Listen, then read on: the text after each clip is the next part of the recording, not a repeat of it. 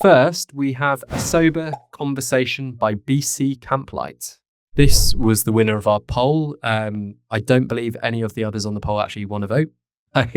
So it was fairly comprehensive. Was my selection for the poll. BC. That's it. Booze, everyone. What?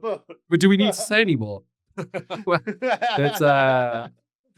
So BC, no stranger to the pod.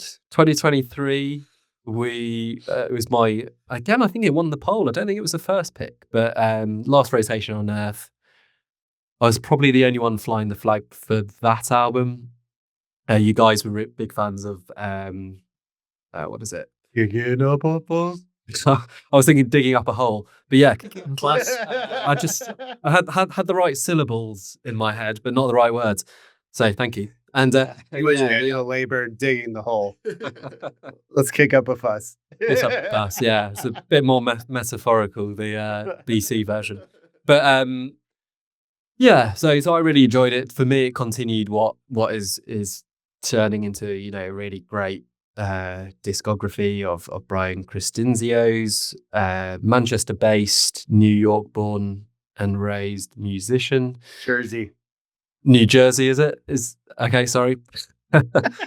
and yeah, backed by his band, and then on this record, we have I think it's just the one cameo, which is the song he does with Abigail Morris from The Last Dinner Party. So it's a brief listen at 35 minutes, 9 songs.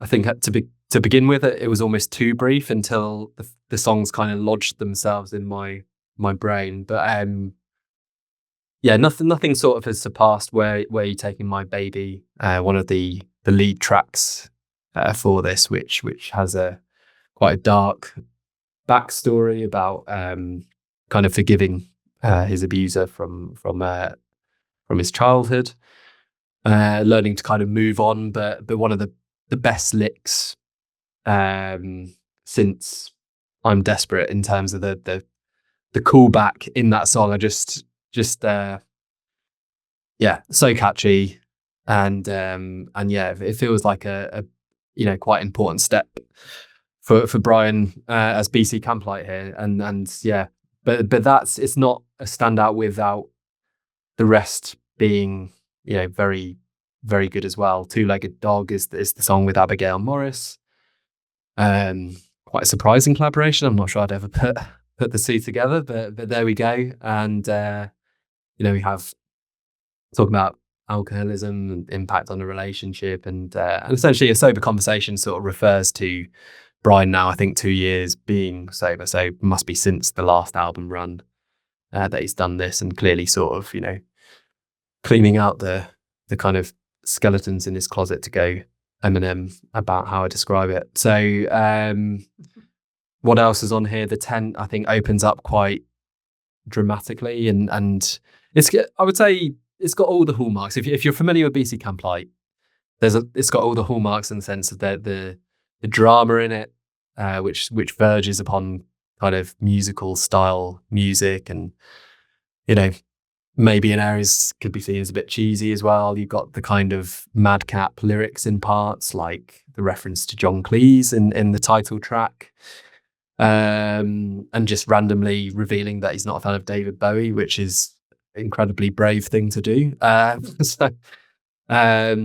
But yeah, he's dealing with a lot of his demons here, and I think there's just some really lovely musical touches. Like When I Make My First Million, I think the woodwind on that track is quite sort of Nick Drake style. You were talking about Bruce Springsteen. I actually found a bit of that track a bit Springsteen-like. Jersey, baby. There we go. Didn't know that. So that Springsteen as well. If there's any failing on this album, it's probably towards the end of it. Where I feel like you got the first 1, 2, 3, 4, 5, which is just such a high level of music, and just love absolutely every single one of those. The next 3 are all very good, and then you have this kind of instrumental at the end, leaving Camp 4X, which is quite good, I think, thematically for the album, bringing it to a close from where we begin at the tent. It's kind of this camping scene, which seems to be the kind of location hook for the record. But by that point, it's kind of lost a bit of the momentum built up earlier, I would say, in the album. But having said that, I really do feel this is a step up from Last Rotation on Earth, and probably his best so far, and one which I really rate in my 2025 listening thus far. I'm getting a few nods from Karl, so I'll hand over to you to see whether the momentum continues. Yeah, I mean, as you mentioned, BC Camplight last time around. Yeah, for me, has always been an artist that, you know, I pigeonhole under easy to admire, hard to love. And yeah, his last record that we discussed on here, that record kind of summed my feelings up. There was, yeah, some moments on there I really enjoyed. Obviously, Kick It Up a Fuss, still absolutely love that song, and others that were just too meandering, too unengaging. But yeah, I'd say he is finally starting to win me over. Yeah, saw him live for the first time in May at Get Together Festival in Sheffield, which I think I mentioned on here. Really enjoyed that performance. A lot of that pulled from this record. And now, yeah, diving into this one, he's delivered this really, you know, hard-hitting, darkly dramatic indie rock record. And yeah, I mean, you know, there's this quite disturbing personal story at the heart of it, as he, you know, kind of relays like this, you know, horrific kind of childhood trauma. But the way he navigates that subject is quite remarkable, I would say. It's, you know, it's never a burden to listen to. It's never too overwhelming. Instead, he turns it into, yeah, you know, this captivating piece of like audio theatre. Like you said, like, you know, got the nods to like musical kind of music in there. And yeah, it's elegantly and wittily written, as his music always has been. Or that's always the thing that I've kind of like admired and respected about his work is, you know, there's no doubt he's a terrific storyteller. Even when, you know, in this case, it's a difficult story to tell.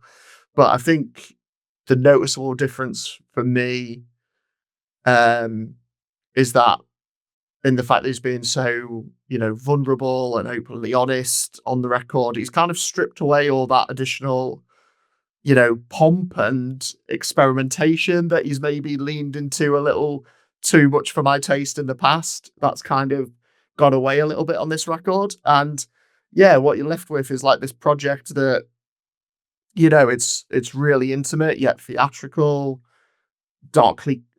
very darkly comic, but also quite heartbreaking. And I think he gets the balance between those two ends of the spectrum and pitches it just right. So, I mean, in terms of highlights, you know, you mentioned Two-Legged Dog. You couldn't see him and Abigail Morris, but I think if you look at, you know, the way he leans into the theatrics and like their music, I think it's actually quite a good fit. I think they play off each other quite well.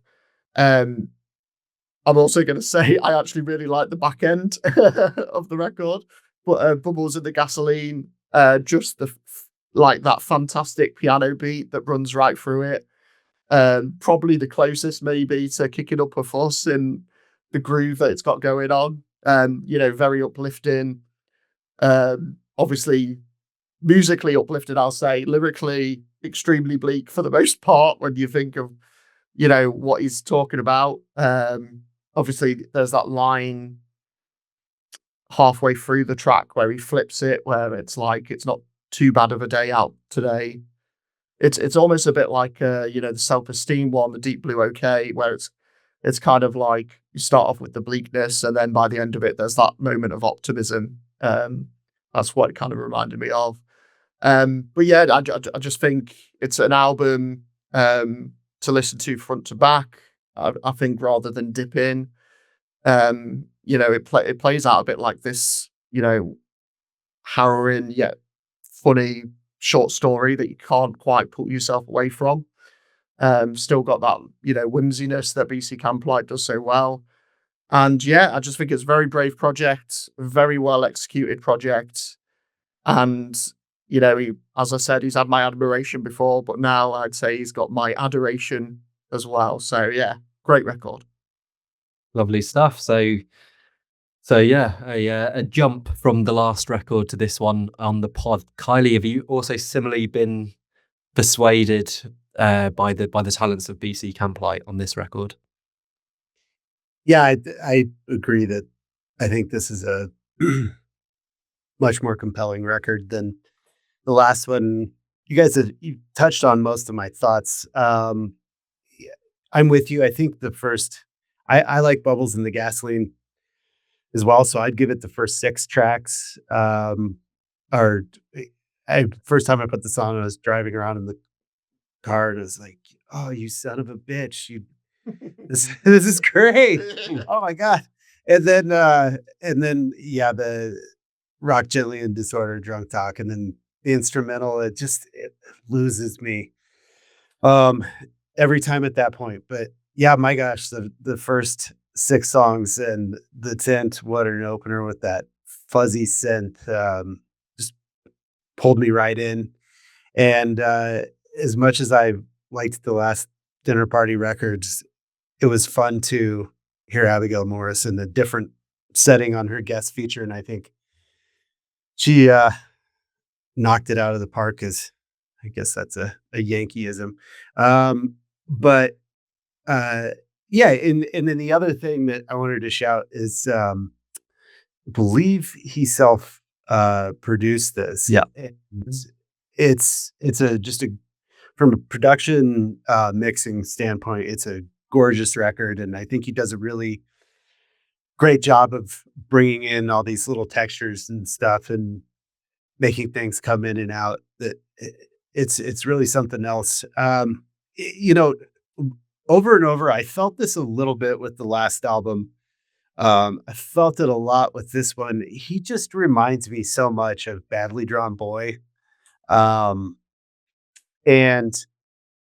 I think after the first 2 Badly Drawn Boy albums, my experience with him was that it was hit or miss all on the same album. And, even though this is much shorter track list than most of those Badly Drawn Boy records, it kind of has the same problems where some of the ideas I'm really into and some not so much. But yeah, I mean, this is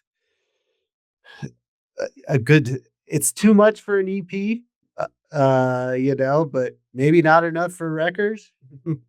But overall, I was really happy with it compared to my feelings going into it. That's great to hear. Yeah, I had my reservations based on last time, but there we go. Just shows that yeah, we can change our opinions record to record and sometimes an artist, and I think we've had that quite a few times. So glad that BC Camplight has done it this time round. Let's wait for a couple of years for the next one.